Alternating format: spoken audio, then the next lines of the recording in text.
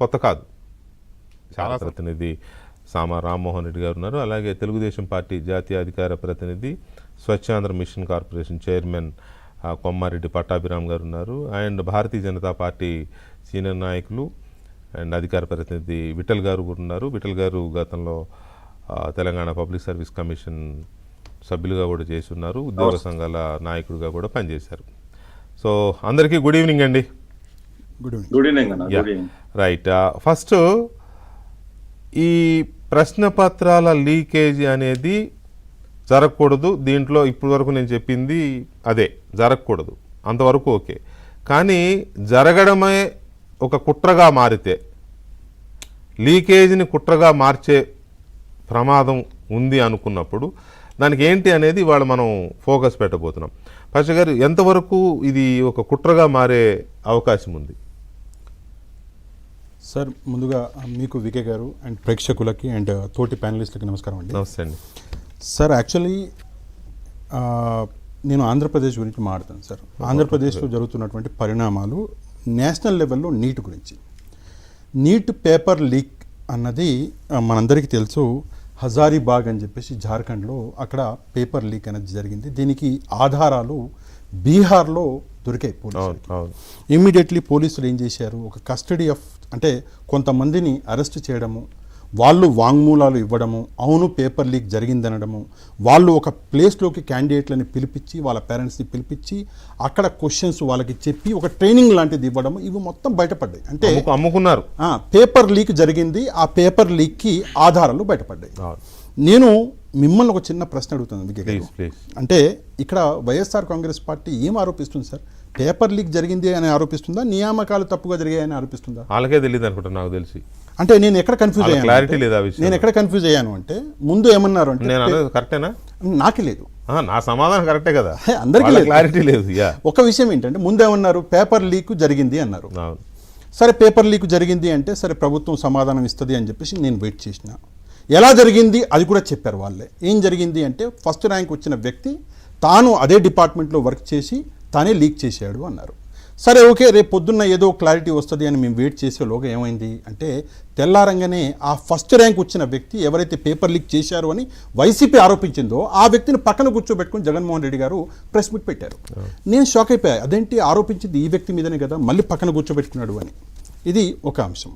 Next ఏం జరిగింది అంటే, లేదు పేపర్ లీకే జరగలేదు, ఏమైంది అంటే నియామకాల్లో అక్కడ కొంత స్పోర్ట్స్ కోటా నియామకాల్లో గడబడి జరిగింది అన్నారు. సరే, ఓకే, నియామకాలు అని వచ్చేసరికి తర్వాత ఏం చేశారు, స్పోర్ట్స్ కోటా అన్నారు.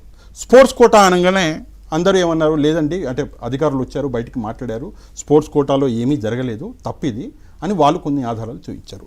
దాని తర్వాత ఏదో కొత్తగా ప్యాకాట అని చెప్పేసి పట్టుకొచ్చారు వాళ్ళు చెప్పినటువంటి మాట. దాని తర్వాత కాదండి, ఇది కేంద్ర ప్రభుత్వం పెట్టినటువంటి గేము, దీనికి మాకేం సంబంధము, ఇది ఏషియన్ గేమ్స్లో ఉన్నటువంటి గేమ్ అండి అని చెప్పేసి ఒక క్లారిటీ ఇవ్వగానే, కాదు ఈ ఆట కాదు, ఇక్కడ కమ్మ సామాజిక వర్గానికి ఎక్కువ ఇక్కడ నియామకాలు చేశారు అని చెప్పేసి చెప్పారు. దాని తర్వాత అధికారులు వచ్చారు. అధికారులు వచ్చి, లేదండి, రెడ్లకి 10 ఉన్నాయి, కమ్మ సామాజిక వర్గానికి కేవలం 9 ఇచ్చాము ఉద్యోగాలు, కాపు సామాజిక వర్గానికి 16 ఇచ్చామండి, మేమెక్కడ కమ్మ సామాజిక వర్గానికి ఎక్కువ ఇచ్చాము అని చెప్పేసి అధికారులు క్లారిటీ ఇవ్వగానే మొత్తానికి ఏం చేయాలి సజ్జల అని చెప్పేసి అడిగినట్టున్నారు జగన్మోహన్ రెడ్డి గారు. ఏం చేయాలో క్లారిటీ లేదు వాళ్ళకి. అప్పుడు ఏం జరిగింది అంటే, ఢిల్లీలో ఈ జన్జీ ఉద్యమం జరిగి అక్కడ ఒక మంత్రి గారు రిజైన్ చేశారు. చేయంగానే సరే, మనం చెప్పాల్సింది చెప్పినాము, ఎవరికి ఏం కావాలో వాడు అది ఏరుకుంటాడు, మనం ఈ జన్జీ అని చెప్పేసి ఇక్కడ కూడా మొదలు పెడదామని చెప్పేసి ఇక్కడ జన్జీ ఉద్యమం లాంటిది ఒక మొదలు పెట్టాలన్నటువంటి ఒక ప్రయత్నం చేస్తున్నారు. ప్రయత్నం చేశారు, రాలేదు జనం. ఎందుకు చేస్తున్నారు అంటే, ఇక్కడ శాంతి భద్రతల్ని అస్థిరపరచాలి. క్లియర్గా చెప్తున్నాను sir, it is a serious matter. ఒకసారి ప్రభుత్వం అన్నది సీరియస్గా స్పందించాలి ఈ విషయం మీద. శాంతి భద్రతల్ని అస్థిరపరచాలి, ఇక్కడ ఉన్నటువంటి యంగ్స్టర్స్ని రెచ్చగొట్టి శాంతి భద్రతల్ని అస్థిరపరిస్తే తప్పకుండా నెక్స్ట్ మనం ప్రభుత్వంలోకి రావచ్చు అని చెప్పేసి ఒక ప్రయత్నం అన్నది చేస్తున్నారు. కానీ నేను ఒక విషయం చెప్పాలి జగన్మోహన్ రెడ్డి గారికైనా వైఎస్ఆర్ కాంగ్రెస్ పార్టీకైనా, నిజంగా జన్జీ అనే ఏదైతే తరం ఉందో ఇది చదువుకున్న వాళ్ళండి, అందరు చదువుకున్న వాళ్ళే. వీళ్ళకి అంటే నేను ఎవరిని కించపరచట్లేదు, వీళ్ళకి చాలా తెలివైన వాళ్ళు, వీళ్ళకి తెలుసు నిజాలు ఏంటో, ఏం జరిగింది అన్నటువంటి విషయం తెలుసు.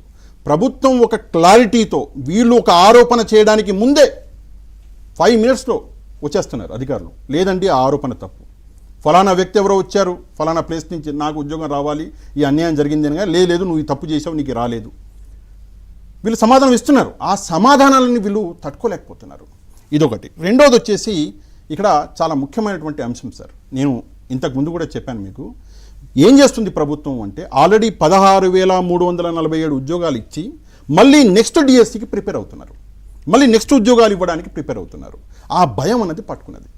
వీళ్ళు ఏం చేశారు, మేము జాబ్ క్యాలెండర్ తెస్తాము అన్నారు జగన్మోహన్ రెడ్డి గారు. జాబ్ క్యాలెండర్ 5 ఏళ్ళు తేలే, ఉద్యోగాలు ఏమీ ఇవ్వలే. కానీ చంద్రబాబు నాయుడు గారు వచ్చి రావడమే ఫస్ట్ సిగ్నేచర్ ఉద్యోగాల మీద పెట్టి 16,347 ఉద్యోగాలు ఇచ్చిన తర్వాత మళ్ళీ సెకండ్ టైం ఇస్తారు, మళ్ళీ మూడోసారి ఇస్తారు. ఇదేదో కొంచెము కష్టతరమైన పనిలాగా ఉంది, మనకు అవ్వదు, మన పార్టీకి చాలా కష్టాలు వస్తాయని చెప్పేసి దాని మీద ఒక బురద జల్లేయాలి, దాని మీద ఏదో ఒక ఆరోపణ చేసేస్తే ఒక అనుమానం క్రియేట్ అవుతుంది. ఇప్పుడు 100 మంది ఉంటారు సార్, 99 మందికి క్రియేట్ అవ్వకపోయినా ఏవో ఒక్క మనిషికి అవ్వదా, ఏదో ఒక్కడికి అవ్వదా అని చెప్పేసి సమాజంలో అనుమానపు బీజాలు నాటే ప్రయత్నం. నేను అదే అంటున్నాను, అనుమానాలు రేగెత్తించడమే కాకుండా జరగబోయే ఎగ్జామ్స్ మీద ఒక ఫోకస్ పెట్టి, ఇక్కడ రామ్మోహన్ రెడ్డి గారు